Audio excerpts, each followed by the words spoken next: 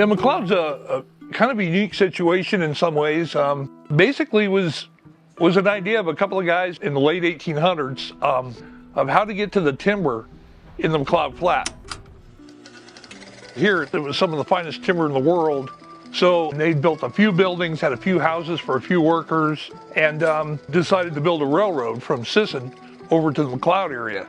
Now our visitors come to McCloud because we're at the base of Mount Shasta.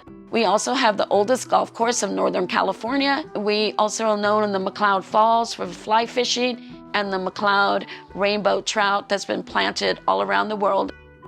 You know, we live in California. We have earthquakes and we live next to a volcano, but they're not the big threat to McCloud. McCloud's big threat is wildfire. This project is quite unique because our property really occurs in a horseshoe shape around the community of McCloud. Some of our fire lines go right up to the backs of private residences and critical pieces of infrastructure.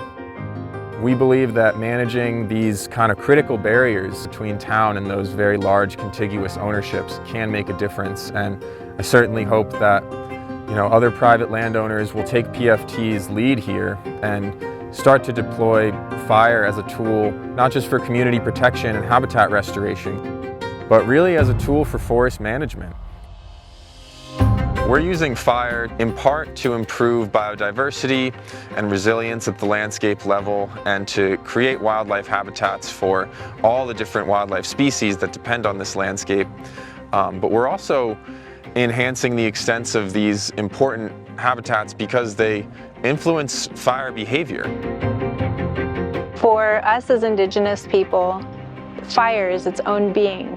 In just the same way that we would live with bear, we live with fire. Our communities have been devastated by wildfires from the effects of fire suppression. As far as I see it, we have two options. We can continue going the way we have been, losing homes and families, wildlife, and pristine areas. Or we can rise up together and create a fire-safe neighborhood by adding fire back to the ground in a good way, which promotes forest health, promotes our community health, and it promotes togetherness. What we have been doing here is over the last 10 years, we've done a series of different forest operations, beginning with some commercial thinning, taking out logs, selling them to mills, but then also going in and thinning out the little bitty trees. And now we're following that with this low intensity fire. And that is the icing on the cake for a more climate resilient forest.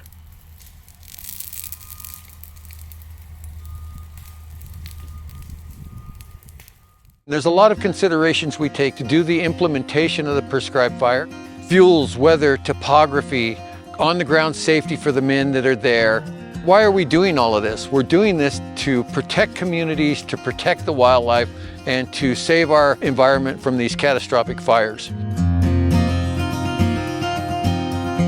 Frequent prescribed fire is a critical ecological stewardship process and can be a cost-effective management tool, providing the greatest resiliency from catastrophic fires.